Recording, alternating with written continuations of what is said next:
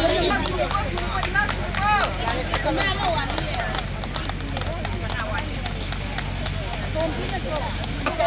Ima, enggak kok foto mereka foto itu ya, sini bro.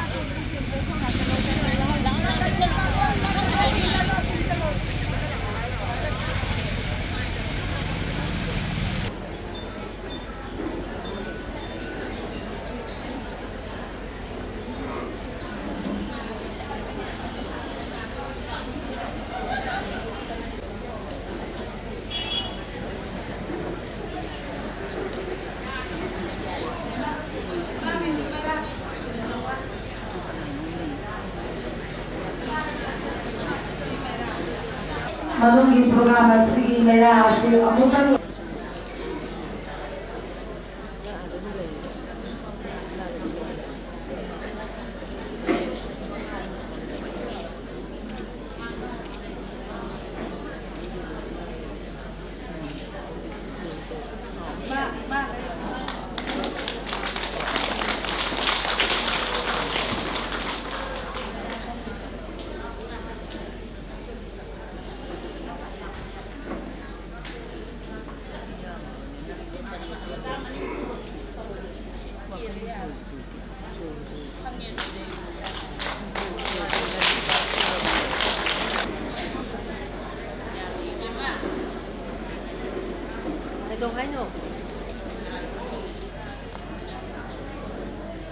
All Manipur women, social reformation and development Samaj, Nupi Samaj,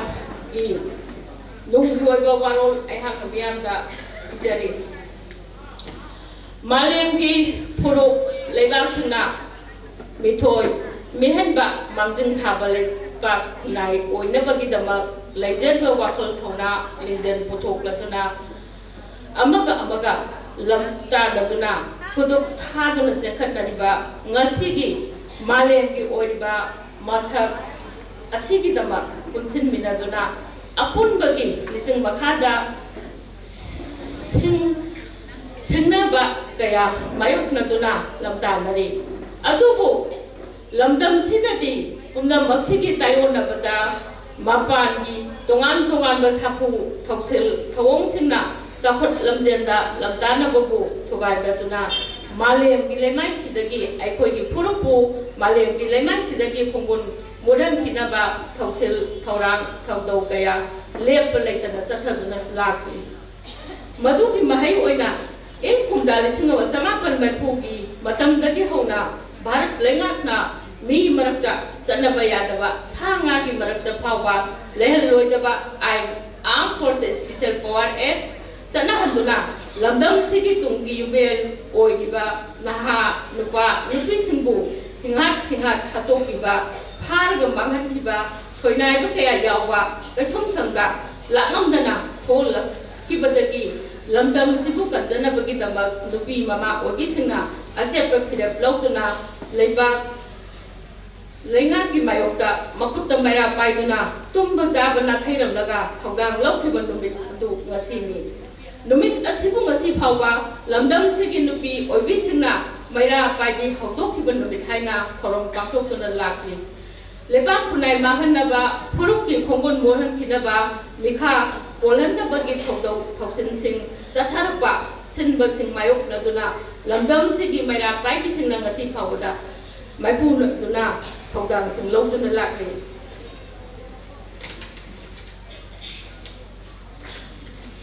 Amaromda, Majoy, Tugaiduna, Laingat Naba, Tosilki, Makada, Purupsingi, Marakta, Sinsep Taduna, Hanaba, Sunaba, Tohanba, Yellow Purupsingu, Mapandaki Naronda, Mito, Rianza Singi, Sing Junction Handuna, Mutanaba, Honaba, Tosil Tong, Kaya, Lamdam Sika Satarapa, Sahi Gadi, Mamantaki, Mayung Naduna, Lovely. Madu Bisaruk Ama Oina, Ngasidi. Lamdam segi yellow Purup sing masagi maram dagi tathokuna Purup ki khongun moran kinaba ki thokdo thawong sing ngasi lamdam sida lengak mapu singna lanjang kaya madu ki mahai oina ngasi di lamdam sida aiko yellow mi sing misel oiduna hingalli hingna bagi lambi sing thatat naba konari sakot lamjenda lamta naba ꯌꯥꯎꯅꯕꯒꯤ ꯋꯥꯐꯝ ꯌꯦꯡ ꯉꯥꯊꯩꯍꯟꯗꯨꯅ ꯈꯨꯔꯛꯀꯤ ꯂꯩꯕꯥꯛꯀꯤ ꯀꯟꯅꯕꯒꯤ ꯂꯥꯟꯗ ꯌꯥꯎꯍꯟꯗꯨꯅ ꯑꯋꯥꯕꯗ ꯇꯥꯍꯜꯂꯤ ꯑꯩꯈꯣꯏ ꯈꯨꯗꯤꯡꯅ ꯈꯪꯏ ꯃꯗꯨꯗꯤ ꯂꯝꯗꯝꯁꯤꯗ ꯍꯤꯡꯂꯤꯕ ꯑꯩꯈꯣꯏ ꯐꯨꯔꯨꯞꯁꯤꯡ ꯂꯝꯗꯝꯁꯤꯗ ꯃꯤꯈꯥ ꯊꯥꯗꯅ ꯃꯤꯈꯥ ꯄꯣꯟꯗꯅ ꯃꯤꯄꯥꯜ ꯇꯥꯡꯗꯅ ꯁꯥꯟꯇꯤ ꯂꯩꯕ ꯃꯅꯤꯡ ꯇꯝꯕ ꯐꯨꯔꯨꯞ ꯂꯩꯕꯥꯛ ꯑꯃ ꯑꯣꯏꯅꯕ ꯆꯍꯤ 2000 ꯍꯦꯟꯅ ꯄꯥꯜꯂꯛꯈꯤꯕꯅꯤ ꯄꯨꯋꯥꯔꯤꯒꯤ ꯇꯥꯡꯀꯛ ꯀꯌꯥꯗ ꯃꯄꯥꯟ ꯂꯝꯒꯤ ꯁꯛꯇꯤꯅ ꯃꯤꯈꯥ ꯊꯥꯅ ꯃꯤꯄꯥꯜ ꯇꯥꯡꯅ ꯍꯤꯡꯍꯟꯅꯕ ꯀꯟꯅ ꯍꯣꯠꯅꯗꯨꯅ ꯂꯥꯛꯈ꯭ꯔꯕꯁꯨ ꯑꯩꯈꯣꯏ ꯈꯨꯗꯤꯡꯒꯤ ꯂꯨ ꯇꯣꯡꯗ ꯃꯅꯤꯡꯇꯝꯅ ꯏꯈꯣꯡꯅ ꯊꯣꯡꯅ ꯏꯔꯣꯝꯗꯣꯝ ꯍꯤꯡꯕꯒꯤ ꯋꯥꯐꯝ ꯃꯤꯠꯌꯦꯡ ꯑꯗꯨ ꯂꯩꯕꯅ ꯉꯁꯤ ꯐꯥꯎꯕꯗ ꯁꯤꯡꯅꯕ ꯀꯌꯥꯁꯨ ꯃꯥꯌꯣꯛꯅꯗꯨꯅ ꯂꯥꯛꯂꯤ ꯁꯥꯐꯣꯁꯤꯡ ꯑꯁꯤꯒꯤ ꯁꯔꯨꯛ ꯑꯃ ꯑꯣꯏꯅ ꯃꯤꯔꯩꯕꯥꯛꯇꯒꯤ ꯅꯥꯔꯣꯟꯗ ꯆꯪꯁꯤꯜꯂꯛꯈꯤꯕ ꯀꯨꯀꯤ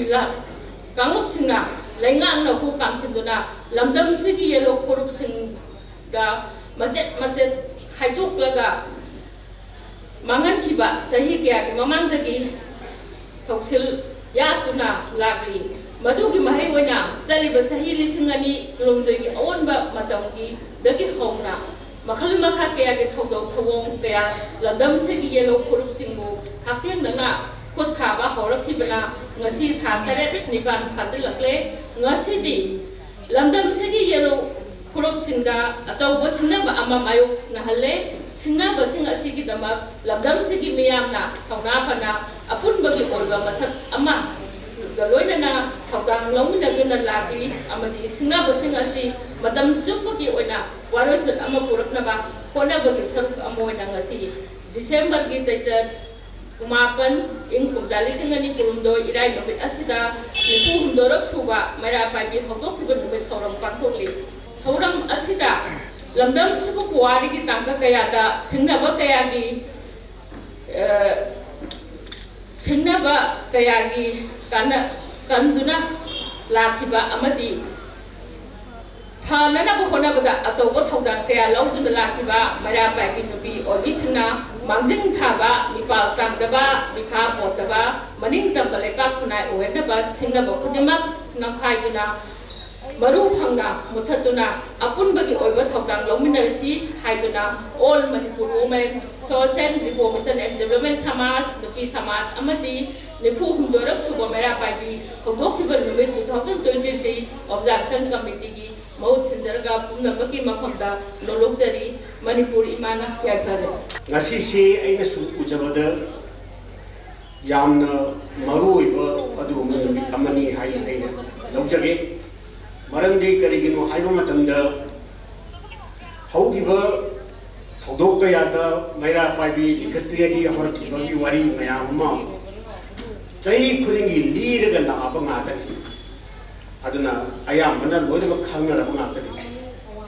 adubu ngasigi khana ba sida yawudri ba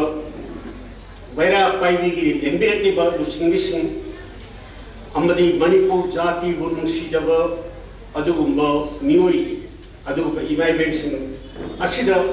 annoba makhalgi energy amaga loina annoba makhalgi maifu amaga loina Manipur se masi kandaba yadaba di haibagi aduba wakhalon amakati haudo nabagi numit amani haina aiki lawjani maramdi karigno haiba tamda hojik chokki no addressa haibi giba akhoi ge hojikki leiba situation asida oire ibo mayam sigi barak seista akhoi ga sagi Meira Paibi gi natragana akhoi gi nisa bandi gi natragana adugi adagi haiba natabada aina ahamda thonjaningi basi koi khangi nupi ye kadano ni pai kadano adu aina haijaningi di Manipur gi nupi ye kadano haibasi ay nupi kya ni pai ko sidata Manipur gi leiba samaj asida puthore ko nupi singa se masigi nupi singa se ki magi unique oiba identity ase masi bharot ta leiba atai ga khele adu gi khena ba adu khatta di ai masi puthok chani ni bas masigi khena ba se kari no haiba taraga di ai koi mayam da budi yang ta adu nuai na muidra ai khale adu history have to lead the dia maramdi ngasi prithvi da thoiba lan punama ngasi mo Manipur da thuk ngari ba lan punamak ase masi itihas da pi ba khudul na the all creation of the history da puthok ngata ngasi ma Israel singa Palestinian singa khatari ba lan history ni Ukraine Russia khatari ba lan history ni ngasi ba China la India la tongri punamak ase history ngata ni adu ngasi ju kuki ga metai gi marak ta thenari ba lan history aduna ni ai ngasi Manipur ki ta leriba Manipur ki samaj na ai metai samaj haijaroi Manipur ki samaj da leriba adugumba Manipur su basak taklaiba imai ben sinase masi kanano haibisma ahaba da puna khangina da ya da bi tangai da lai aduna ai na haija da dori mamke kari gi no haiba da Manipur ki samaj ngasi ko uriba Manipur matamam ni yam chaung na Manipur puna bagasi kadare semi haiba targadi ai maya mamang da ai na chin thi jabadaki Manipur ki samaj ni ki nasiya aduna kanong tanur semi haiba position abatam dadi ai Manipur ki hogi ba chahi lising ke ya itihas ase akoi phak ta yarakti ai madudagi hoina ai haijage mayam da ai se wari li bo oina chapasu wari su lija badu lija ra gena khale maram di akoi kunna khamin da batai ai sida laising se amana amase ai singster pari ga so so ai se khagna bani ai je haira bani ai na haira da maroi re ai na haira da khora bani haira ki wakhalon se masi thabo puri matam yawi masi yor pa matam tu dadi karmai kana Manipur sabe khebgi ai matam dadi ai na mahele haiba adum du nupi amata Manipur sabe khebgi yawi badati ai khangjade ai haijade lo mayam sina Manipur ki samaj se masigi sevelop matam dadi akoi ngasidi lai gi na haiba news ngase ku yang tab ya maramdi akoi sida lai lasu hairaba koi imai ben sing se sing baru pang ai am yogi de do dari hero ngata ngasidi Manipur da akoi na ai na khar ngali ga da hai Manipur da pi makal hum ne nupi makal amana lai khai tab nupi amana lai khai ba office ke thabak ko nupi amana lai khai ba office ke thabak ko nupi makal hum adu ngasigi chali ba samaj asi dadi dari klaisu haijatra ba mi ngasigi makum che ojik samaj laiti dari haira office di thabak to grab kamusu magi thabak alwa chilli haidana mayam ni thabak mo yaw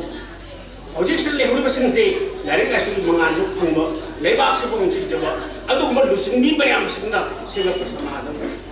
aduna machi ko khon sing se masi kunna thappe na bagi tarai da lai aduna aida masi thamjari sigi maram de kari gi no hanu matam da akoi Manipur se hekta thorak panati akoi ngasi Manipur se kaudre da Manipur se mami ya ba kawi akoi gi hal lo ba do semba kongdai ko pa so ba sing nei akoi karam kani Manipur kawi ngasi mo thamdi adubo hai ba akoi ngasi Manipur ina kawi ba se masi mu semba da yan hana asopo thogang lo gi ba nupi ado mada ko nong thang le do nong thang le basri yan hanba Manipur gi akoi le ngasi akoi na yam nuai na akoi gi Manipur gi jati ni adu gi jati akoi nuai na pirong phaja ba sera le ba se masi bu semala ko pi do madu ko nong thang le bari ngasi ba yam khangbi na khali nong thang le ara kari gi na nong thang le thori inu hai ko tam dari nasani hai ba akoi gi samaj se sepat ya bo khoda mo tum da masi bu sepat ya bo khone gi badu gi misap ka ko lai ni hai ba do madu ko kari kawi taibung pan mapu akoi ba ya khangbe bari ko ai ningsem jabani ai yan khangin hai jabada chat hai ba taibung pan mapu sina apun ba samaj ma sepat la khoda mo tum da thugai bi yawi thugai ba misi kari kawi hara ba ko adu masi thugai ba sida mar borga apun ba samaj ma sepat ba si ngamdre akoi gi hojipudi masi laisem ba adu ha ba koi bayam ma hai nari hai sepat pasi ngamak matam sida masai hari ba tayung pan ba pu ba sa di no pi lo ko re masu ko kai ko nong thang le no to nong thang ja ban thang ni ban mai ri ma dunia dania du so den thang masi thang ko matam da nong thang le ba da pi ba ma gi dai ka se kari no hai matam da peace and stability asigi thugai ba kam hi khamu ꯑꯗꯨꯒ ꯃꯁꯤ piece ꯑꯣꯏꯔꯛꯅꯕ ꯍꯣꯠꯅꯍꯜꯂꯨ ꯍꯥꯏꯕꯁꯤ ꯃꯥꯒꯤ ꯗ꯭ꯌꯨꯇꯤꯅꯤ ꯃꯁꯤꯒꯤ ꯗ꯭ꯌꯨꯇꯤꯁꯤꯅ ꯃꯔꯝ ꯑꯣꯏꯔꯒ ꯃꯥꯅ ꯉꯁꯥꯏꯒꯤ ꯍꯔꯥꯕꯁꯤ ꯈꯥꯝꯃꯦ ꯍꯔꯥꯕꯁꯤꯅ ꯃꯕꯥꯅꯤꯗ ꯑꯩꯈꯣꯏꯒꯤ ꯈꯔ ꯅꯨꯡꯁꯤ ꯅꯨꯡꯉꯣꯟꯒꯤ ꯋꯥꯔꯤꯒ ꯁꯥꯟꯅꯍꯜꯂꯒ ꯍꯥꯏꯔꯤꯕ ꯊꯨꯒꯥꯏꯔꯤꯕ ꯅꯤꯄꯥ ꯑꯁꯤ ꯃꯤꯁꯤꯡꯁꯦ ꯈꯥꯝꯃꯀꯥꯟꯗ ꯑꯩꯈꯣꯏꯒꯤ ꯁꯃꯥꯖ ꯑꯁꯤꯒꯤ ꯑꯅꯧꯕ ꯁꯃꯥꯖ ꯁꯦꯝꯅꯕ ꯂꯝꯕꯤꯁꯦ ꯑꯩꯅ ꯃꯁꯤꯗ ꯍꯥꯏꯖꯔꯤꯕꯁꯦ ꯑꯩꯅ ꯇꯦꯟꯇꯛꯅ ꯊꯝꯖꯕꯅꯤ ꯃꯔꯝꯗꯤ ꯊꯨꯒꯥꯏꯗꯅ ꯁꯦꯝꯕ ꯉꯝꯗꯕ ꯁꯃꯥꯖ ꯑꯁꯦ ꯀꯅꯥꯅ ꯁꯦꯝꯒꯠꯂꯛꯄꯒꯦ ꯍꯥꯏꯕꯨ ꯉꯁꯥꯏꯒꯤ ꯍꯥꯏꯔꯤꯕ ꯑꯩꯈꯣꯏꯒꯤ ꯃꯪꯊꯥꯡ ꯂꯩꯕꯁꯤꯡ ꯇꯧꯍꯧꯔꯦ ꯍꯥꯏꯔꯤꯕ ꯅꯨꯡꯁꯥꯏꯁꯤ ꯅꯤꯄꯥ ꯅꯠꯇꯦꯀꯣ ꯅꯨꯄꯤꯅꯤ ꯃꯁꯤꯃ ꯑꯩꯈꯣꯏ ꯑꯗꯨꯅ ꯑꯩꯅ ꯍꯥꯏꯖꯒꯗꯧꯔꯤꯗꯤ ꯑꯩꯈꯣꯏ ꯁꯤꯗ ꯂꯩꯔꯤꯕ ꯉꯁꯤꯒꯤ ꯁꯤꯗ ꯃꯥꯡꯗ ꯂꯦꯡꯁꯤꯟꯕꯤꯔꯤꯕ ꯃꯌꯥꯝꯁꯤꯡ ꯑꯁꯦ ꯑꯩꯈꯣꯏ ꯄꯨꯝꯅꯃꯛ ꯑꯁꯦ ꯃꯁꯤ ꯑꯩꯈꯣꯏ ꯅꯣꯡꯊꯥꯡ ꯂꯩꯃꯒꯤ ꯃꯆꯥ ꯃꯁꯨ ꯉꯥꯛꯇꯅꯤ ꯍꯥꯏꯕꯁꯦ ꯃꯁꯤꯗ ꯑꯩꯈꯣꯏ ꯆꯥꯎꯊꯣꯛ ꯊꯣꯛꯑꯦ ꯑꯁꯤꯒ ꯂꯣꯏꯅꯅ ꯁꯃꯥꯖ ꯑꯃ ꯁꯦꯝꯒꯠꯂꯛꯄ ꯃꯇꯝꯗ ꯂꯩꯕꯥꯛꯇꯨꯒꯤ ꯆꯥꯎꯈꯠꯄꯒꯤ ꯂꯝꯕꯤ ꯑꯃ ꯁꯤꯚꯤꯂꯥꯏꯖꯦꯁꯅꯦꯜ ꯄ꯭ꯔꯣꯁꯦꯁ ꯀꯧꯏ ꯏꯪꯂꯤꯁꯇ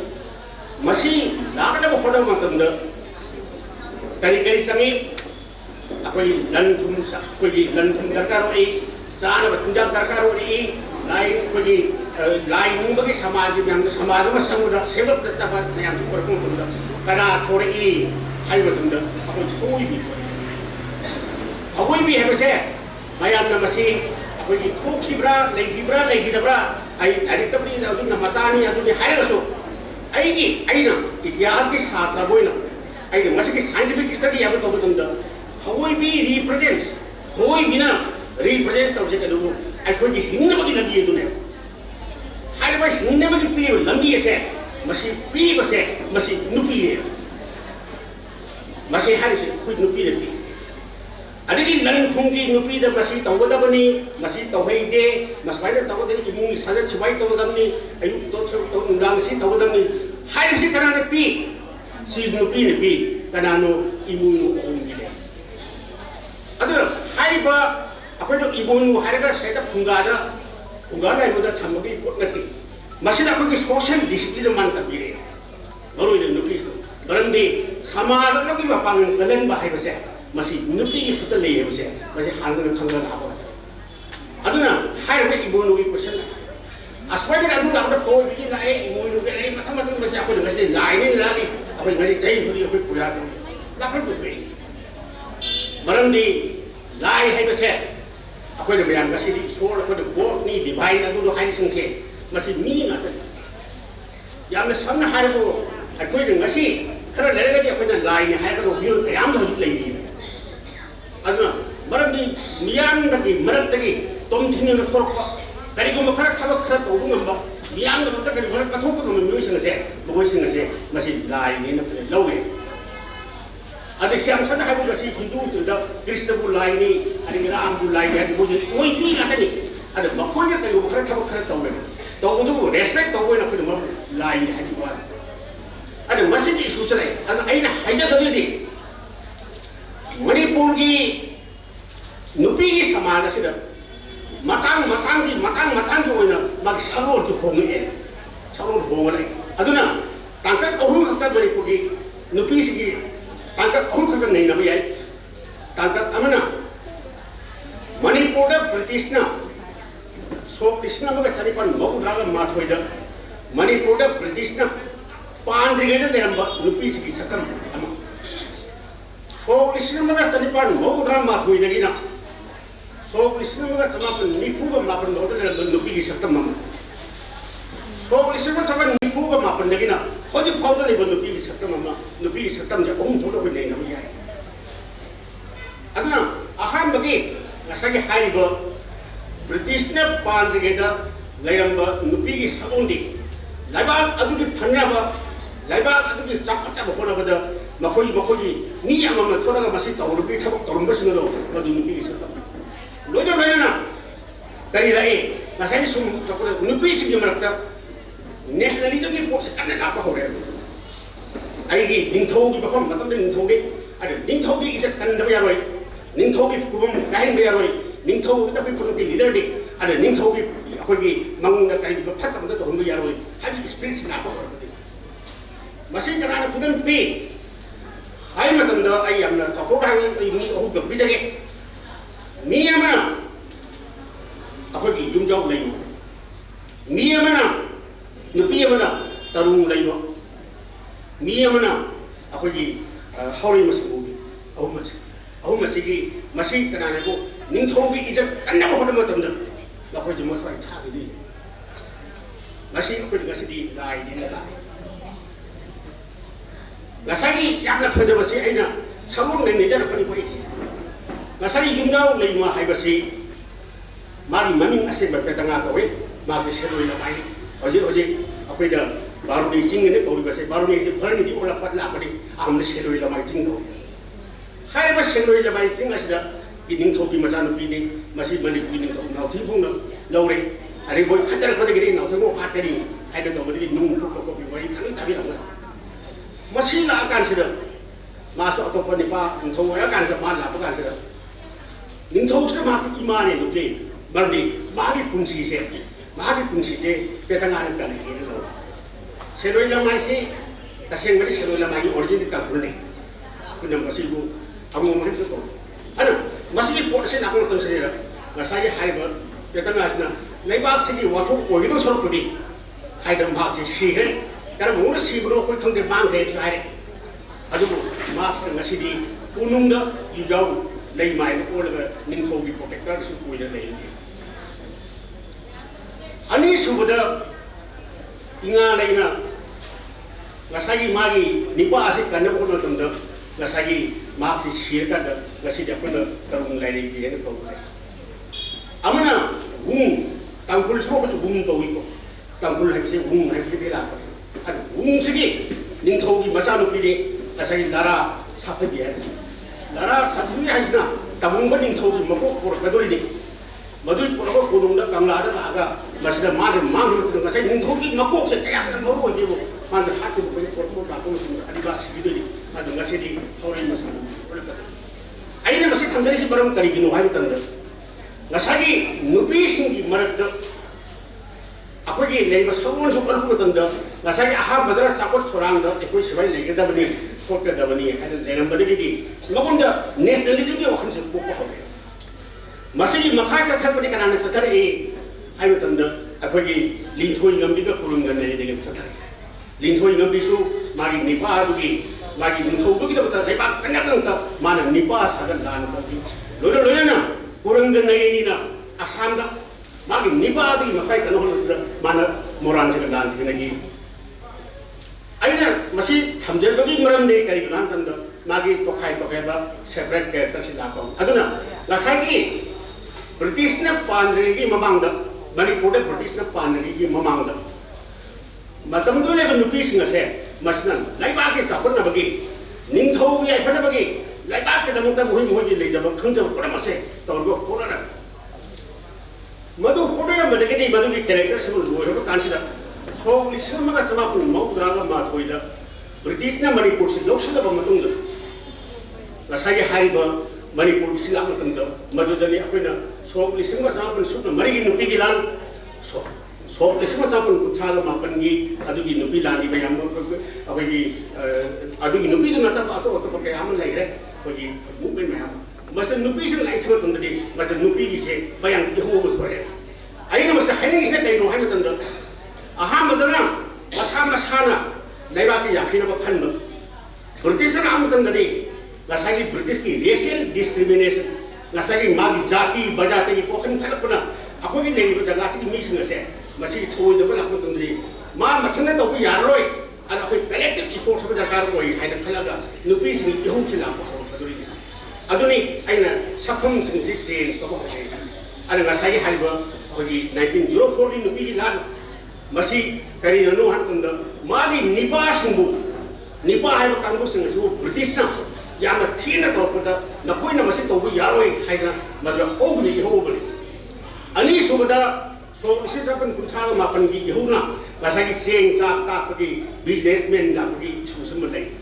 adu ka hona na koi movement ka yama koi thor pa su thor ka madu mathung ta pa da di ngasi di apoi ne nei na ga dori ba apoi gi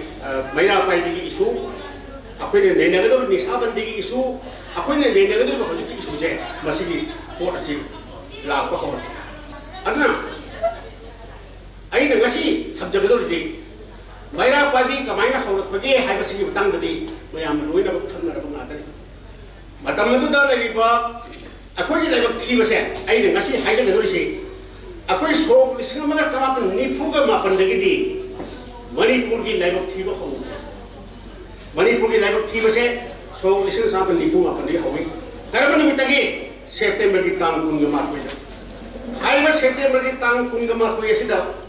Manipur ki ningthau na Bharat sarkar na Bharat ta Manipur se pulle happy soye se mana taure aru October ki tang tara ka magada masi officially la to masi de ki masi Manipur ki leba ase ki leba thiba ka lo na awa ba se masi haura bari adu masi masai kino address ta habi ki ba ako ji hoji ki leba awa ba singa se masi kara di uri hai ba tunda ka so ni semua sa pa ni fuga mapan ki October ki tang tara manga se ki matung de ki akoi Manipur ki miyam punamaki laibak thiba se haure madugi laibak thiba se hoju jo chathari aduna nasagi Meira Paibi thoi ba asisu akoi Manipur na Bharat ta punnu bagi adugu magi awa ba mani nisaban de thorpa thingna bhono thinagi plan mayam awa ba ni hai bisi kana na thingai hai damda akoi ki imai ben sing thingai ai nahauri ga da ai na disaster zone tamda adugu mamakhangi ahlaman sing do ai loina uru jaw makhore thenagi bi sing do ai imit mang u jaw alna madugi awaba nungai ba kaya so ai thenagi da adu Meira Paibi gi dade akoi so lising matam da haiba akoi gi naga gi isu thore ai na ngasi thamjaga do ise akoi do ngasi hangdaba da question ko lai asidane marandi ai khoi ga ta ai khoi se apha mi abani hai so khan bi ya karai jaga da khoi soi gi bagi ko si batan akoi asoi ba legi ba sung akoi do chutok bagi tanjal khoi lomi na batai aduna so lising maga chamapan nifu ga mapan da Manipur na Bharat pulang ba matong da matang sanga laminarpa akoi ngasi di naga amasung kuki hai ba kanggo sing sina akoi maitei sing tina roi hai ba moi lan ko masi ke do ki holi bano hai ba se akoi khangmin na batangai ko ne aduna di itihas ki kan amada akoi karam ba asoi to इतिहास के कंक अमदा अखोय मोदी नुवाई करब करी जोगी बगे हसे अखोय मसी यें की काय मरमनी आईगी इचा फत्रे नत अदु तोरे बबु बबु या कोते इचा ना एमोना साउरसिन मरम करी नोइसे ममा मम सुथि दरकार होय अदना मसी की सुसी बता लापदने आई मरोइना इमाई बेन सिदा आइना हगचनी गिरी निपा हाइबदे निपानी अदबो इमुंग अमा पुबा हाइबसे इमुंग अमा पुरिबा Laikai ma puriba, samaj ma puriba, leibak ma puba se, masih ini na, aja menate, masih nupi di pubukan. Adna haiba nupi sina sina, lau ba decision na do, bagi acung ma decision na do, bagi miang pun lo ya banget. Asih aku dah Ramayana kangde, Mahabharata kangde, aku Manipur thok sida nupi sina acung role kaya ma aku lau ro lai. Ambil thodi ki wari de kangda. Adna handi ki sigi Manipur ki isu sigi matang tu. Aku imai ben singna, malu pang singna, isi esen singna, asih asal sudah lama kita lau di tengah pada boleh. Masih di tengah pada sudah masih lau sih hebat targa di. Aku merata, aku bagi sakti yang disahkan saya. Aku ngasih kuih, bukiga, tar megi tarik, aku mungkin nak beli kau sudah. Aku sih, tunjuk nasi, aku pulang ke tempat kami nasi, hai bersih, aduh hai lagi. Aduh, nasi bau dah punya bersih, aing nam lain. Aduh, tak apa. Aku itu aku itu kerja lagi. Nasi aku bersih, aku kami nasi. Aing pergi hari berapa ya? Aing pergi hari tak mahal betul. Tak mungkin tak aing bersih lagi. Aduh,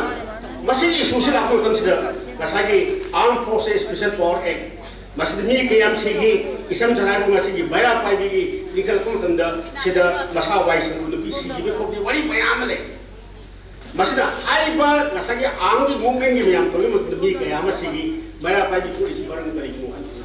Meira Paibi tu isi, ekta Meira Paibi tu berarti. Meira Paibi tu isi kari gino tu nipa haiba kampus nasi kanna nak bodoh bodoh sudah Meira Paibi tu isi. Aku masih kamu tahu. Nipa haiba si kanna nak bodoh bodoh. Nipa nak isa jauh biai, ai nipa jauh biai, ai ibung jauh biai, ai ipa jauh biai. But nipa haiba si masih kan nama thorong tu antara apa, kau Meira Paibi, dusun ni lagi tu, kaya am jauh re, kaya harus suspok tu jauh re, ꯑꯩꯈꯣꯏ ꯃꯤꯠꯇ ꯎꯕ ꯉꯥꯛꯇꯅꯦ ꯑꯗꯨꯅ ꯃꯁꯤꯒꯤ ꯏꯁꯨꯁꯤꯗ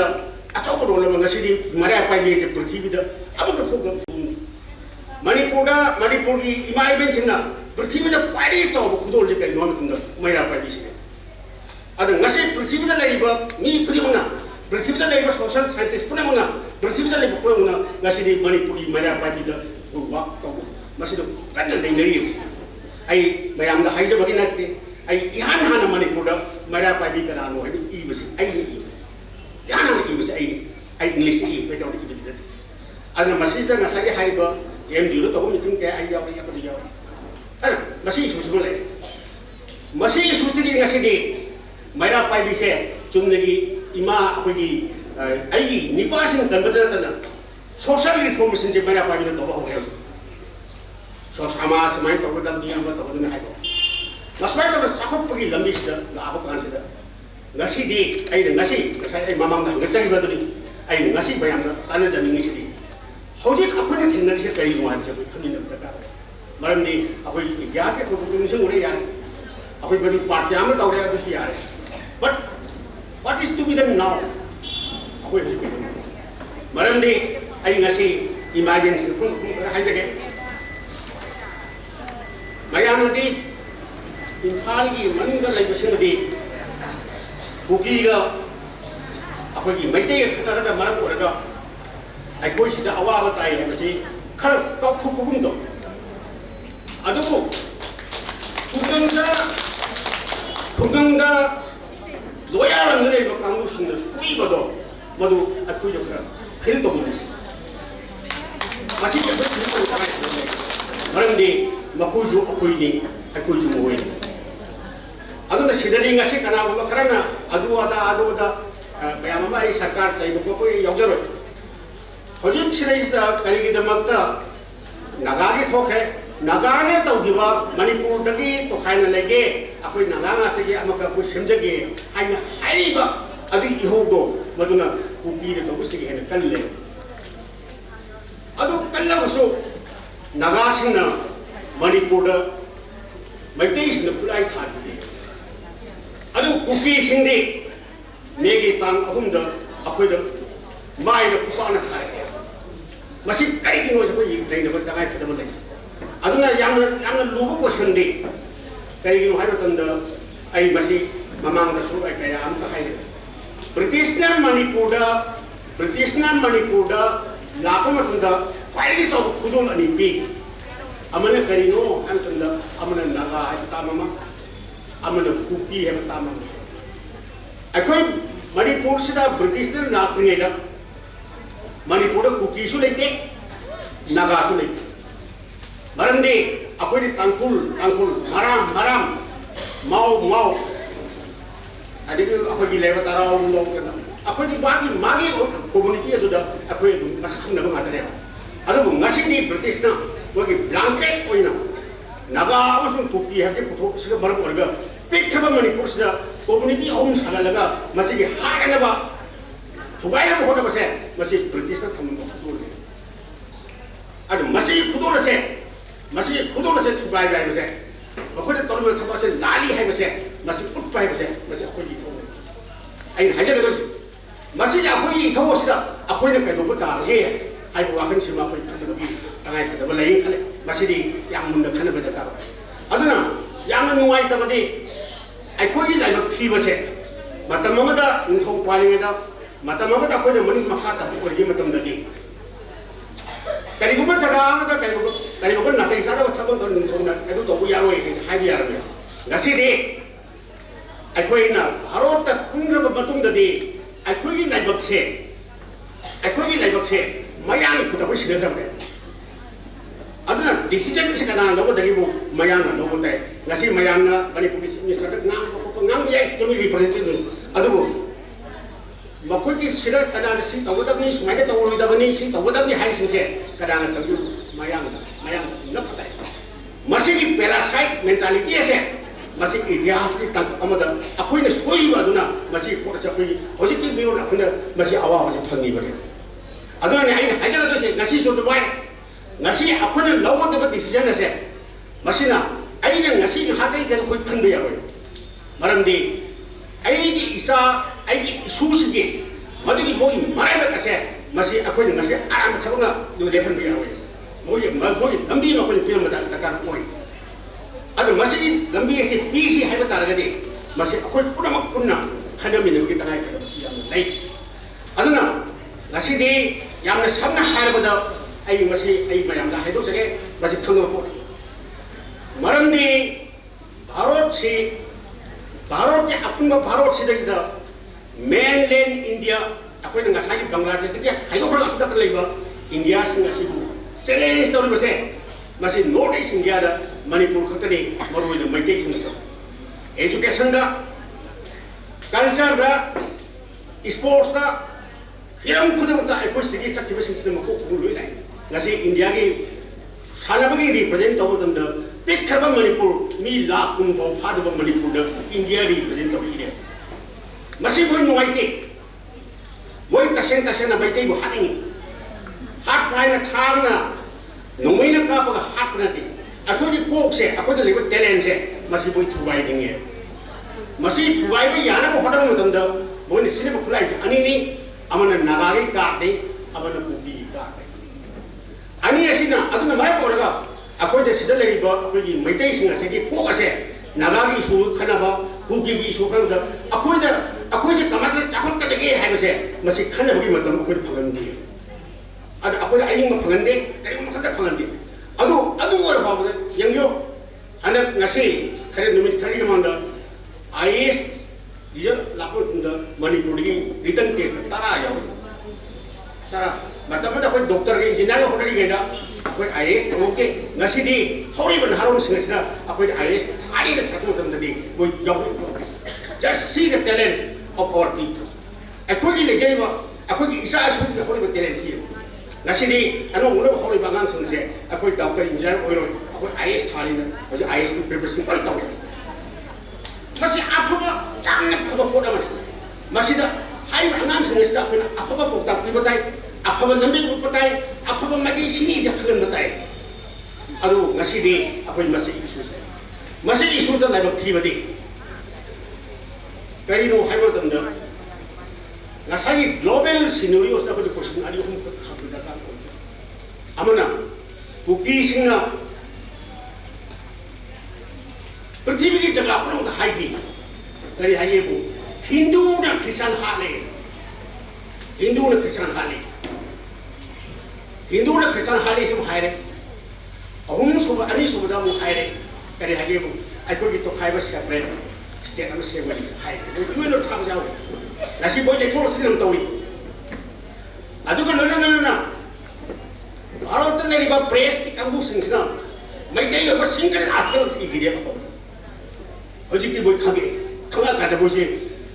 हंदो कुसु गंदा tension कुसु गंदा बोय गावली अदुना मखोई याम फजबा well plan अमदा बोय चथरकी मसिगी plan से ngasi nganang bagi nati ngasi taseng hari kuki है वैसे इंग्लिश की वाही नती कुकी सिटी बेंगोली की वाही नहीं बेंगोली से आई बेंगोली की नहीं हंगकाना कोई रास्ता आएगा ले तो वो कुकी कोई क्या कोई ना कोई चिंगी नहीं है तो रिवा बाहर तो अदुमो मसीजी कुकी है वैसे सिटी बुन जो बोले अरे जो भी कॉन्सेप्ट क्या हो जब साथी के वो मसीजी आइडिया से मणिपुर दा कुकी पूरा मसी जो नहीं हाई लिसे कराना हाई वो सो इसमें मगर जो अपन यांकी मंगा दिया है अरे सो इसमें जो अपन यांकी मंगा से दा जैसे कि गवर्नमेंट है बड़ी पास ना मसी योग से लाभ ना दिमाग सीरे आई गति हम बोले कने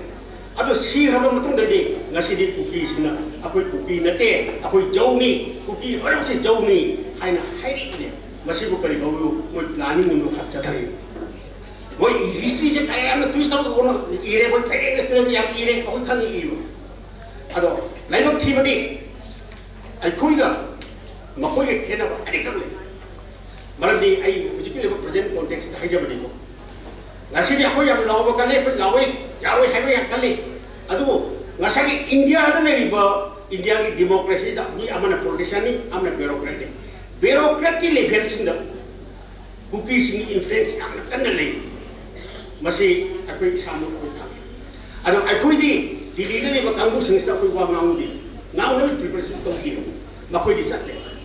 ꯆꯠꯂꯤ ꯍꯥꯏꯔꯨꯏ ꯑꯃꯗ ꯄꯩꯁꯥ ꯇꯤꯡꯕ꯭ꯔꯥ ꯈꯣꯠꯄ꯭ꯔꯥ ꯂꯣꯏ ꯍꯥꯏ ꯑꯁꯤꯅ ꯃꯔꯝ ꯑꯣꯏꯔꯒ ꯑꯩꯈꯣꯏꯒꯤ ꯃꯤꯆꯪꯁꯦ ꯊꯣꯛꯂꯛꯄ ꯃꯇꯝꯗ ꯑꯩꯈꯣꯏꯒꯤ ꯃꯤꯆꯪꯁꯦ ꯊꯣꯛꯂꯛꯈꯤꯗꯦ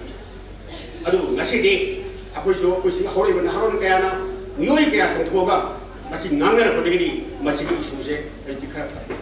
ꯑꯗꯨꯕꯨ ꯈ꯭ꯋꯥꯏꯗꯒꯤ ꯂꯨꯔꯤꯕ ꯏꯁꯨꯗꯤ ꯃꯣꯏꯒꯤ ꯉꯁꯥꯏꯒꯤ ꯍꯥꯏꯔꯤꯕ ꯖꯤꯑꯣ ꯄꯣꯂꯤꯇꯤꯀꯦꯜ ꯐꯦꯛꯇꯔ ꯑꯃ ꯂꯩ ꯃꯁꯤꯗꯤ ꯌꯥꯝꯅ ꯁꯦꯔꯤꯌꯁ ꯑꯣꯏꯔꯁꯤ ꯃꯔꯝꯗꯤ ꯉꯁꯤꯗꯤ ꯍꯧꯖꯤꯛ ꯚꯥꯔꯠ ꯁꯔꯀꯥꯔꯒ ꯑꯃꯦꯔꯤꯀꯥꯒ ꯆꯥꯏꯅꯥꯒꯒꯤ ꯃꯁꯤꯒꯤ ꯀꯣꯟꯐ꯭ꯂꯤꯛ ꯑꯃꯈꯛ ꯂꯥꯛꯄ ꯍꯧꯔꯦ ꯃꯁꯤꯒꯤ ꯀꯣꯟꯐ꯭ꯂꯤꯛ ꯑꯁꯤꯅ ꯃꯔꯝ ꯑꯣꯏꯔꯒ ꯃꯁꯤꯒꯤ ꯚꯤꯛꯇꯤꯝꯁꯦ ꯃꯅꯤꯄꯨꯔ ꯑꯣꯏꯒꯗꯣꯔꯦ ꯃꯅꯤꯄꯨꯔꯁꯤ ꯃꯗꯨ ꯚꯤꯛꯇꯤꯝ ꯑꯣꯏꯗꯣꯔꯦ ꯃꯔꯝꯗꯤ ꯑꯩꯈꯣꯏꯗ ꯏꯇꯤꯍꯥꯁꯇ ꯍꯥꯏꯅꯕ ꯈꯔ ꯂꯩ ꯍꯥꯏꯅꯔꯤꯁꯤ ꯀꯩꯅꯣ ꯑꯩꯒꯤ ꯂꯩꯀꯥꯏꯗꯨꯃꯛ ꯀꯟꯅꯕ ꯍꯣꯠꯅꯕꯗ ꯌꯨꯝ ꯑꯃ ꯃꯥꯡꯕꯁꯨ ꯀꯥꯏꯗꯦ ꯑꯗꯨꯒ ꯑꯩꯒꯤ ꯑꯗꯩ ꯈꯨꯡꯒꯪꯗꯨꯕꯨ ꯀꯟꯅꯕ ꯍꯣꯠꯅꯕ ꯃꯇꯝꯗ ꯌꯨꯝ ꯑꯃꯗꯤ ꯃꯥꯡꯕꯁꯨ ꯀꯥꯏꯗꯦ ꯂꯩꯕꯥꯛ ꯑꯃ ꯀꯟꯅꯕ ꯍꯣꯠꯅꯕ ꯃꯇꯝꯗ ꯑꯄꯤꯛꯄ ꯂꯩꯕꯥꯛ ꯑꯃ ꯃꯥꯡꯕꯁꯨ ꯀꯥꯏꯗꯦ ꯍꯥꯏꯕꯁꯤ ꯃꯁꯤ ꯍꯥꯟꯅ ꯆꯪꯉꯛꯄ ꯃꯗꯨꯒꯤ ꯗꯤꯄ꯭ꯂꯣꯃꯦꯁꯤꯒꯤ ꯍꯤꯁꯇ꯭ꯔꯤꯅꯦ ꯃꯗꯨꯒꯤ ꯑꯦꯡꯒꯜꯗ ꯌꯦꯡꯂꯒꯗꯤ ꯉꯁꯤ ꯃꯈꯣꯏꯒꯤ ꯗꯤꯄ꯭ꯂꯣꯃꯦꯁꯤꯒꯤ ꯒ꯭ꯂꯣꯕꯦꯜ ꯗꯤꯄ꯭ꯂꯣꯃꯦꯁꯤ ꯇꯧꯕ ꯃꯇꯝꯗ ꯃꯁꯤꯗ ꯃꯅꯤꯄꯨꯔꯁꯦ ꯃꯥꯡꯍꯟꯅꯕ ꯍꯣꯠꯅꯩ ꯍꯥꯏꯕꯁꯤꯃꯗꯤ ꯑꯩꯈꯣꯏ ꯃꯁꯤ ꯆꯤꯡꯅꯗꯕ ꯉꯝꯗꯦ ꯑꯗꯣ ꯃꯁꯤꯒꯤ ꯏꯁꯨꯁꯤ ꯑꯩꯈꯣꯏ ꯌꯥꯝꯅ ꯑꯩ ꯃꯔꯨꯑꯣꯏꯅ ꯁꯤꯗ ꯐꯝꯃꯤꯕꯁꯤꯡꯁꯤ ꯂꯥꯏꯔꯤꯛ ꯂꯥꯏꯁꯨ ꯍꯩꯕ ꯉꯥꯛꯇꯅꯤꯀꯣ ꯑꯩ ꯃꯁꯤ ꯈꯟꯅꯕꯤꯌꯨ ꯑꯗꯨꯅ ꯌꯥꯝꯅ ꯂꯨꯕꯁꯤ ꯌꯥꯝ ꯅꯨꯡꯉꯥꯏꯕꯁꯤ ꯑꯩꯈꯣꯏ ꯃꯩꯇꯩꯁꯤꯡ ꯑꯁꯤ ꯃꯔꯨꯑꯣꯏꯅ ꯃꯩꯇꯩ ꯑꯩꯅ ꯍꯥꯏꯖꯔꯤꯁꯤ ꯀꯩꯅꯣꯕꯨ ꯑꯩꯈꯣꯏ ꯁꯥꯡꯈ꯭ꯔꯕ ꯆꯍꯤ 2000 ꯅꯣꯡꯗꯥ ꯅꯥꯏꯔꯦꯟ ꯄꯥꯈꯪꯕꯅ 33 ꯑꯦꯗꯤꯅ ꯄꯥꯟꯕꯗꯒꯤꯅ ꯍꯧꯖꯤꯛ ꯐꯥꯎꯕꯁꯤꯗ ꯃꯅꯤꯄꯨꯔꯕꯨ ꯔꯨꯜ ꯇꯧꯔꯝꯃꯤꯁꯤ ꯅꯤꯡꯊꯧꯖꯥ ꯗꯥꯏꯅꯦꯁꯇꯤꯅ ꯇꯧꯔꯝꯕꯅꯤ ꯑꯗꯨꯒ ꯃꯅꯤꯄꯨꯔ ꯍꯥꯏꯔꯨꯔꯒꯗꯤ ꯃꯅꯤꯄꯨꯔꯗꯤ ꯌꯥꯝ ꯂꯤꯔꯕ ꯂꯩꯕꯥꯛꯅꯤ ꯑꯩꯈꯣꯏ ꯏꯁꯇꯣꯟ ꯑꯦꯖꯀꯤ ꯍꯧꯅ ꯑꯩꯈꯣꯏ ꯃꯅꯤꯄꯨꯔꯒꯤꯗ ꯃꯤ ꯀꯌꯥ ꯑꯃ ꯂꯩꯕ ꯍꯧꯔꯦ ꯑꯩ ꯃꯗꯨꯒꯤ ꯑꯦꯡꯒꯜꯗ ꯆꯪꯖꯔꯝꯕ ꯑꯗꯨꯅ ꯃꯁꯤꯅ ꯃꯔꯝ ꯑꯣꯏꯔꯒ ꯃꯅꯤꯄꯨꯔ ꯑꯁꯤ ꯉꯥꯛꯄ ꯍꯥꯏꯕꯁꯦ ꯃꯁꯤ ꯃꯩꯇꯩꯁꯤꯡꯒꯤ ꯑꯆꯧꯕ ꯊꯧꯗꯥꯡ ꯑꯃꯅꯤ ꯍꯥꯏꯅ ꯑꯩꯈꯣꯏꯅ ꯈꯟꯖꯩ ꯑꯗꯨꯅꯅꯤ ꯏꯃꯥ ꯏꯕꯦꯟꯁꯤꯡꯅ ꯏꯇꯤꯍꯥꯁꯀꯤ ꯇꯥꯡꯀꯛꯇ ꯑꯍꯧꯖꯤꯛꯁꯨ ꯑꯗꯨꯝ ꯈꯪꯉꯤ ꯑꯃꯦꯔꯤꯀꯥꯗ ꯑꯩꯈꯣꯏ ꯍꯥꯟꯅ ꯊꯣꯛꯊꯣꯛꯏꯁꯦ ꯅꯨꯄꯤꯅ ꯍꯥꯟꯅ ꯊꯣꯛꯊꯣꯛꯏꯁꯦ ꯀꯃꯥꯏꯅ ꯇꯧꯔꯤꯅꯣ ꯅꯨꯄꯤꯁꯤꯡꯅ ꯈꯜꯂꯤ ꯃꯔꯝꯗꯤ ꯃꯅꯤꯄꯨꯔ ꯀꯟꯕ ꯍꯥꯏꯕꯁꯦ ꯑꯩꯈꯣꯏ ꯊꯣꯡꯅꯩ ꯈꯜꯂꯤ ꯍꯧꯖꯤꯛ ꯍꯥꯏꯅꯔꯨꯕ ꯂꯩꯇꯦ ꯀꯅꯥꯁꯨ 1904ꯒꯤ ꯅꯨꯄꯤ ꯌꯥꯝ ꯀꯩꯊꯦꯜ ꯅꯨꯄꯤ ꯃꯌꯥꯝꯅ ꯊꯣꯛꯂꯛꯄ ꯇꯧꯈꯤ ꯑꯩꯈꯣꯏꯒꯤ ꯁꯣꯛ 1938ꯒꯤ ꯀꯩꯊꯦꯜ ꯅꯨꯄꯤꯅ ꯊꯣꯛꯏ ꯑꯗꯣ ꯃꯈꯣꯏꯅ ꯊꯣꯛꯑꯒ ꯃꯁꯤ ꯊꯦꯡꯅꯥꯏꯅꯔꯛꯄ ꯉꯥꯛꯇꯅꯤ ꯑꯗꯣ ꯑꯁꯨꯃꯥꯏꯅ ꯇꯧꯅ ꯉꯁꯤꯁꯨ ꯑꯩꯈꯣꯏꯒꯤ ꯌꯨꯝꯒꯤ ꯊꯕꯛ ꯀꯌꯥ ꯆꯤꯜꯂ ꯐꯥꯎꯗ ꯏꯃꯥ ꯏꯕꯦꯟꯁꯤꯡ ꯏꯆꯦꯁꯤꯡ ꯌꯥꯝ ꯊꯣꯛꯑꯒ ꯑꯩꯈꯣꯏꯒꯤ ꯂꯩꯕꯥꯛ ꯑꯁꯤ ꯀꯟꯒꯗꯕꯅꯤ ꯍꯥꯏꯅ ꯂꯥꯎꯕ ꯃꯇꯝꯗ ꯑꯩ ꯌꯥꯝ ꯁꯥꯊꯤꯅ ꯅꯨꯡꯉꯥꯏ ꯑꯩ ꯃꯔꯝꯗꯤ ꯑꯩꯈꯣꯏꯗꯤ ꯆꯨꯝꯅꯒꯤ ꯏꯇꯤꯍꯥꯁꯀꯤ ꯁꯥꯇ꯭ꯔꯅꯤ ꯑꯗꯨꯕꯨ ꯃꯩꯇꯩ ꯅꯨꯄꯤꯒꯤ ꯊꯧꯅꯥ ꯀꯌꯥꯝ ꯐꯟꯕꯒꯦ ꯍꯥꯏꯕꯁꯦ ꯉꯁꯤꯗꯤ ꯑꯩꯈꯣꯏꯒꯤ ꯂꯩꯔꯤꯕ ꯑꯩꯈꯣꯏꯒꯤ ꯆꯤꯡ ꯐꯨꯔꯨꯡ ꯀꯜꯂꯛꯄꯒꯤ ꯃꯇꯥꯡ ꯂꯥꯛꯄ ꯃꯇꯝꯗ ꯉꯁꯥꯏꯒꯤ ꯏꯃꯥ ꯏꯕꯦꯟꯁꯤꯡ ꯃꯐꯝ ꯑꯗꯨꯒꯤ ꯂꯩꯕ ꯏꯃꯥ ꯏꯕꯦꯟꯁꯤꯡꯅ ꯃꯥꯅ ꯊꯥ 10 ꯅꯧꯄꯨꯅ ꯄꯣꯛꯏꯕ ꯃꯆꯥ ꯑꯗꯨꯗ ꯉꯁꯥꯏꯒꯤ ꯃꯥꯅ ꯄꯣꯛꯄ ꯃꯇꯝꯗ ꯁꯦꯠꯈꯤꯕ ꯐꯅꯦꯛꯀꯤ ꯃꯆꯦꯠ ꯑꯃ ꯁꯤꯕꯤꯔꯒ ꯃꯔꯥꯏꯕꯛꯇ ꯆꯨꯝꯃꯨꯔꯒ ꯅꯪ ꯈꯨꯟ ꯀꯜꯂꯁꯨ ꯊꯥꯗꯣꯛꯏꯅꯤ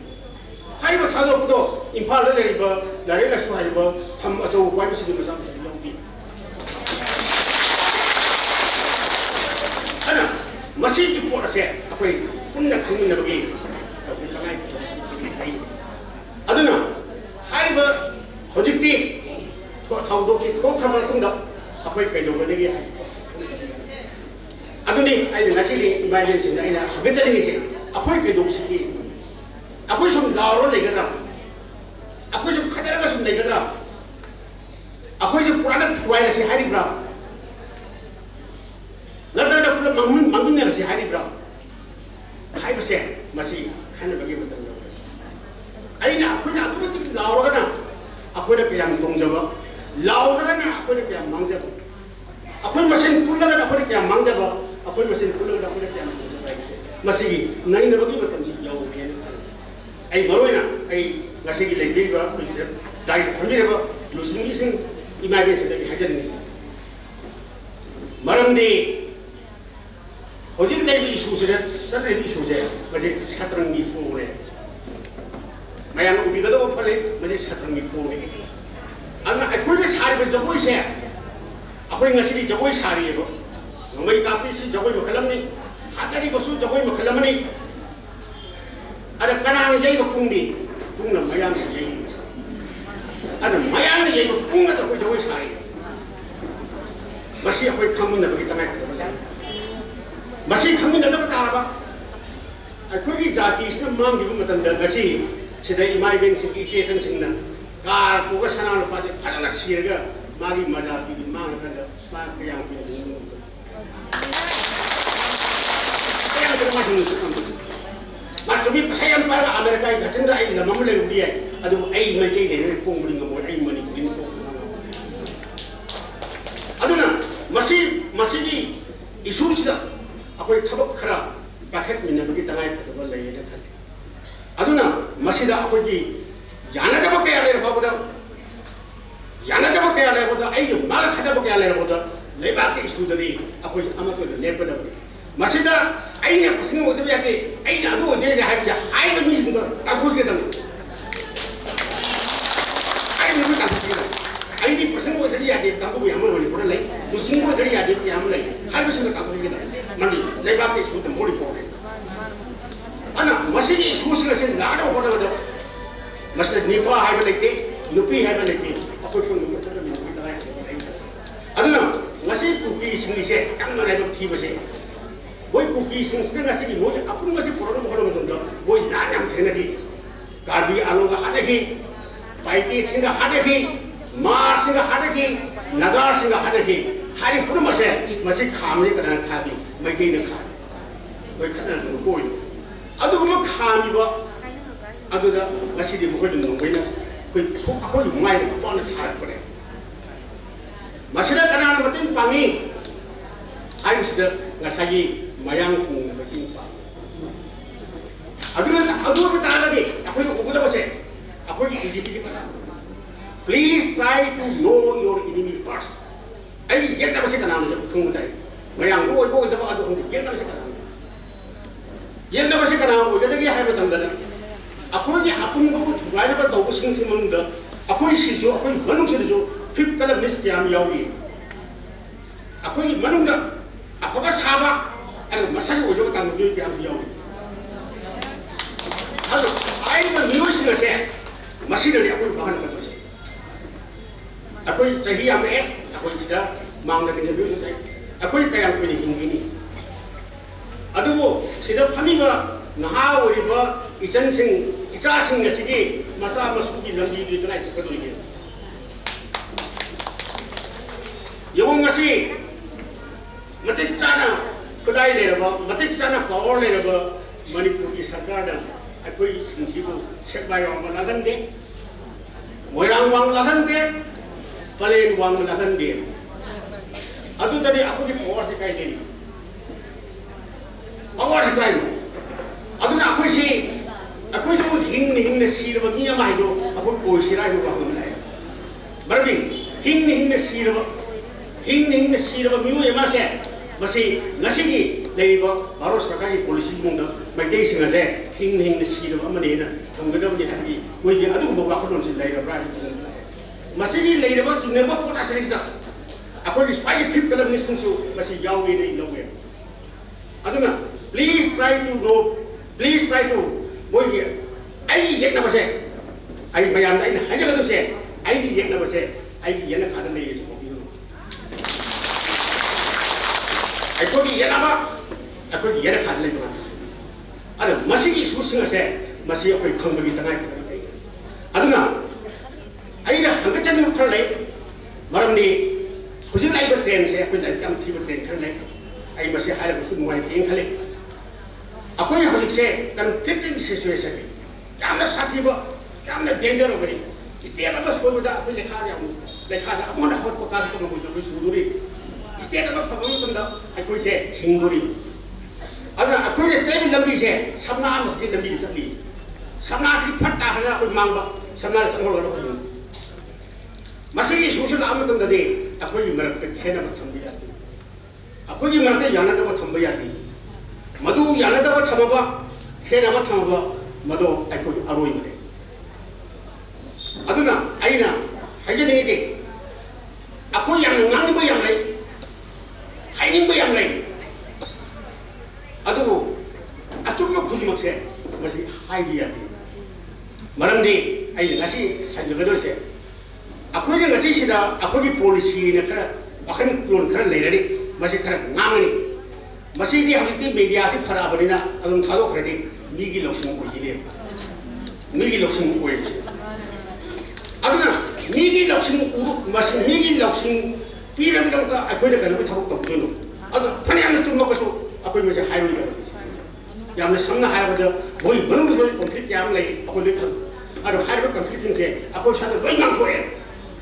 masi phatti maram ni yena ba bu akoi da ngam ge ha ta ga di akoi da wang mang da tai masi imai ben se pro da nang ni ma ke ale ra da akoi simade akoi ngang ba ya di yam na samna har ba du masi ai hangat jage ngasi cookie singi ai ri satra yam le cookie singi baro akoi khangde cookie singi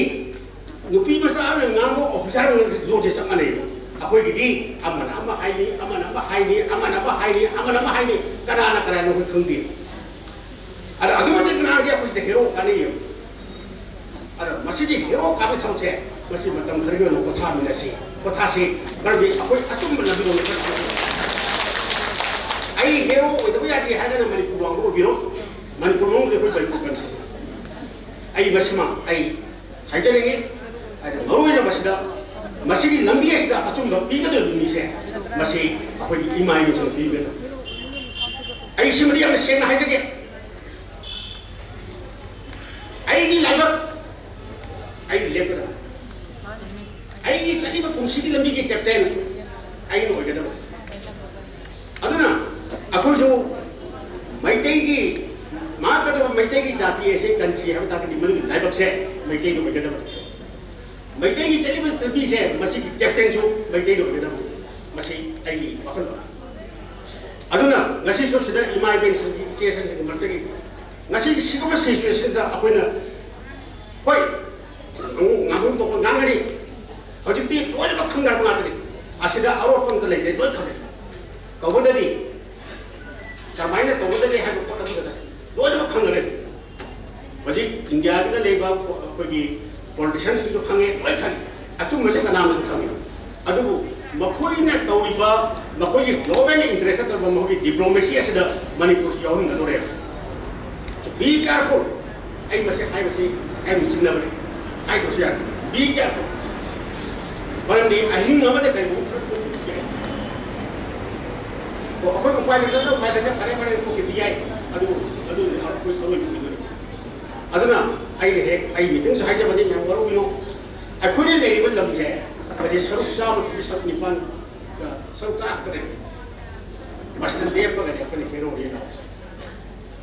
aduna jati ya mai hingma tanda magi akoi gi lam si so da ka oi yamna samna ngasi di akoi manipur se akoi maitai sing si nation na mane se khangjam ngam je di garabri war gi matam da ni akoi nation jaw se ngasi di garabri war na to ta me hindu sang me to na to me ai do engal se adu garabri war gi matam da ni manipur gi lam se kyam chaw ni khar gi kwari ni so do e ya da koi gar ni तो वो शिलचर शिव सागर योगी ma'am ने अदु गरबरी वास की मतलब लगी खुद ही fog से अपन डाउनवर्ड ट्रेंड है मसे कोई खंग था अदु मसे खंग अपन थबक तो मिनगी तंगाई तब से लेन खाले अदु नसे सोग लिसमगा समापन मरफू की दा अदु म लांजिंग दी थुदो अपन मरम होरेगा नसे दी अपन मायरा पाइबी ने थोगा माई मसा मसोस नुवाई फम ने तुमलगा imai besenas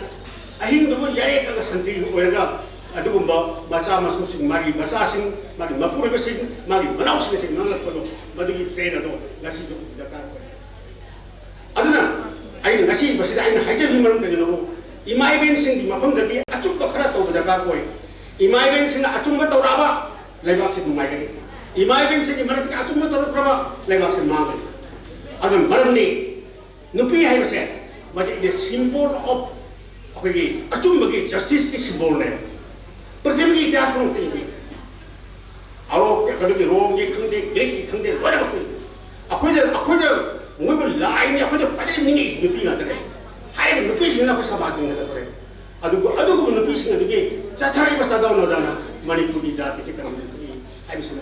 ai terjaga. Baru ai masih emosi ni posin nanti. Baru dia masih ai dengan bah jaga posin nanti deh. Laiba ground reality se masih pun nak thang bio, hojung masih kumai nanti. Aku dah laiba yang thri masih aku se by measure, kerana festival operated kerana anu kumai tu buat betul nak kerja. ꯑꯩꯈꯣꯏ ꯆꯨꯡꯁꯤꯟꯅꯔꯒ ꯀꯩꯗꯧꯁꯤꯒꯦ ꯍꯥꯏꯅ ꯑꯩꯈꯣꯏ planning ꯇꯧꯕ ꯗꯔꯀꯥꯔ ꯑꯣꯏ ꯃꯁꯤ ꯄ꯭ꯂꯥꯅꯤꯡꯁꯦ ꯇꯧꯍꯧꯗꯕ ꯇꯥꯔꯕ ꯍꯥꯏꯔꯤꯕ ꯁ꯭ꯇꯦꯞꯁꯇ ꯑꯩꯈꯣꯏ ꯍꯤꯡꯍꯧꯗꯕ ꯇꯥꯔꯕ ꯀꯣ ꯑꯩꯅ ꯍꯥꯏꯖꯒꯗꯣꯏꯁꯦ ꯑꯩꯈꯣꯏꯕꯨ ꯄꯨꯅ ꯉꯥꯏꯔꯒ ꯂꯩꯔꯕꯅꯤꯁꯦ ꯀꯣ ꯑꯗꯨꯅ ꯉꯥꯏꯔꯤꯕ ꯀꯨ ꯑꯁꯦ ꯃꯁꯤ ꯂꯧꯊꯣꯛꯄꯒꯤ ꯇꯉꯥꯏ ꯐꯗꯕꯁꯦ ꯃꯁꯤ ꯑꯩꯈꯣꯏ ꯈꯨꯠꯇ ꯂꯩ ꯃꯔꯨꯑꯣꯏꯅ ꯑꯍꯜ ꯂꯃꯟꯁꯤꯡꯅ ꯏꯃꯥ ꯏꯕꯦꯟꯁꯤꯡꯅ ꯃꯃꯥ ꯑꯣꯏꯕꯤꯁꯤꯡꯅ ꯃꯃꯥ ꯏꯃꯥ ꯍꯥꯏꯕꯁꯦ ꯃꯁꯤ ꯌꯥꯝꯅ ꯂꯨꯕ ꯑꯥꯔꯊꯅꯤ ꯑꯩꯈꯣꯏ ꯌꯥꯝꯅ ꯂꯥꯏꯅꯕꯅꯤ ꯑꯗꯨꯅ ꯏꯃꯥ ꯍꯥꯏꯕꯁꯤ ꯉꯁꯤ ꯑꯩꯈꯣꯏ ꯃꯌꯥꯝ ꯎꯕꯤꯔꯤꯕ ꯑꯩꯈꯣꯏꯒꯤ ꯏꯃꯥꯅ ꯈ꯭ꯋꯥꯏꯗꯒꯤ ꯍꯦꯟꯅ ꯃꯔꯨꯝꯅꯤ ꯄꯥꯊꯣꯡꯅ ꯈ꯭ꯋꯥꯏꯗꯒꯤ ꯋꯥꯡꯉꯦ ꯍꯥꯏꯕꯁꯦ ꯃꯁꯤ ꯄ꯭ꯔꯤꯊꯤꯕꯤ ꯂꯩꯕꯥꯛ ꯈꯨꯗꯤꯡꯃꯛꯇ ꯂꯣꯏ ꯂꯩꯌꯦ ꯖꯄꯥꯟꯗ ꯂꯩ ꯀꯝꯕꯣꯗꯤꯌꯥꯗ ꯂꯩ ꯃꯣꯏꯁꯨ ꯍꯥꯏ ꯏꯃꯥꯅ ꯈ꯭ꯋꯥꯏꯗꯒꯤ ꯂꯨꯝꯕꯁꯤ ꯏꯃꯥꯅꯤ ꯈ꯭ꯋꯥꯏꯗꯒꯤ ꯋꯥꯡꯕꯁꯤ ꯏꯄꯥꯅꯤ ꯃꯣꯏꯁꯨ ꯃꯁꯤ ꯀꯣꯟꯁꯦꯞ ꯑꯁꯦ ꯃꯁꯤ ꯑꯥꯔꯊꯁꯦ ꯑꯆꯝꯕ ꯑꯥꯔꯊ ꯅꯠꯇꯦ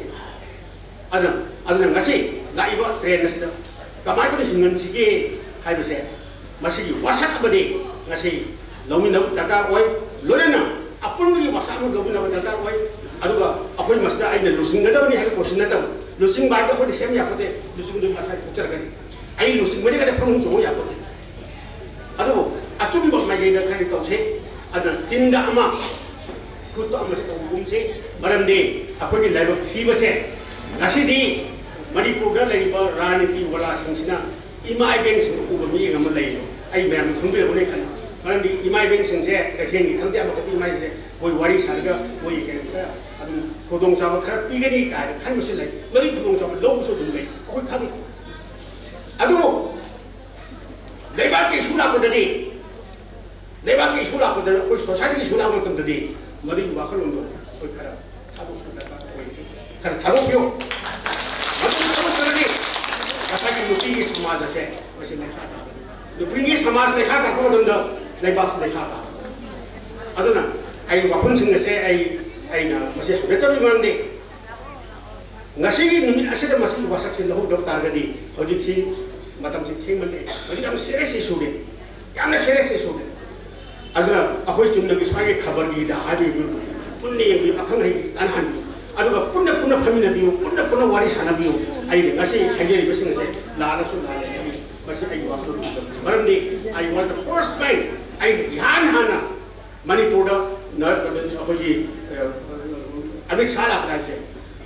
उकी सिंह पामी मसे मसे इंडिया उ मसे तुगाय पामनी हाइजी